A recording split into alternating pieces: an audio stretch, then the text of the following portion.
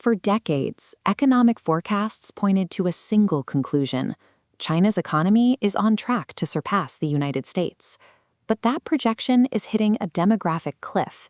China's working-age population is shrinking, while its 65-plus group enters explosive growth. This collision of economic momentum and depopulation forces a question: is the era of heroic economic growth coming to an end? Or can a state-managed system engineer its way out of a decline? To forecast the next 50 years, we have to audit the origins of China's economic ledger. We need to see how the state built its industrial foundation in the first place. In 1949, Mao Zedong established a centrally planned command economy. The state took total control over production, prices, and the distribution of resources. This era focused on heavy industry and national self-reliance. Using the Soviet model, the government directed the workforce into massive iron and steel production projects. Through the Third Front campaign, Beijing built a foundation of factories and infrastructure deep in the country's interior, creating a hidden industrial base far from the vulnerable coastlines. By 1978, the system was failing. The state had built the bones of an industrial power, but the population remained deeply impoverished, and the central plan had stifled growth. The government had successfully built the country's physical capacity, but lacking a market meant the economy was stagnating. A pivot was no longer optional. In 1978, Deng Xiaoping initiated reform and opening up. He began dismantling state ownership in agriculture and encouraging the first wave of private entrepreneurs. This transition strategy was defined by Chen Yun, using the metaphor of the birdcage economy. The bird represents the free market. The cage represents the national plan. If too tight, the bird dies. Without a cage, it flies away. The solution? Expanding the perimeter, giving the market space to grow, while the state maintained the bars of political control. This larger cage allowed China to utilize its vast workforce, becoming the world's leading exporter, shifting from heavy materials to the high-volume assembly of global electronics.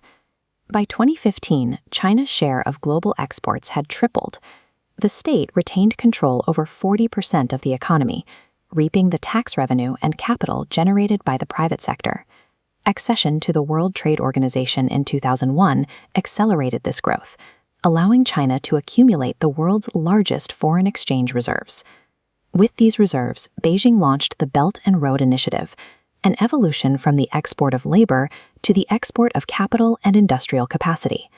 China funded ports, railways, and industrial zones across 147 countries, representing 2/3 of the world's population and 40% of global GDP. These investments provide Beijing with diplomatic influence and the infrastructure to anchor alternative financial systems, such as the New Development Bank and the BRICS framework. China is building a parallel economic architecture, placing its own capital and trade routes at the center of a new map that bypasses traditional Western institutions. But the strength required to maintain this global reach depends on a domestic economy that is now showing signs of fatigue. This chart shows the projected surge of the population age 60 and older. By 2040, China will have roughly 250 million more seniors, while its workforce continues to shrink. To maintain growth, the state relied on localized borrowing. Between 2009 and 2017, China's debt-to-GDP ratio climbed from 203% to nearly 300%, leaving behind a real estate market characterized by unfinished construction and stalled projects. The labor pool and the debt-fueled construction that drove China's rise have now become the primary items in the liabilities column of its ledger. These liabilities lead to two scenarios. In one, China enters Japanization, where debt and a shrinking workforce trap the country in long-term stagnation and the middle income trap. In the other, China successfully replaces human labor with advanced automation and high-tech innovation, transitioning to an economy driven by services and consumption.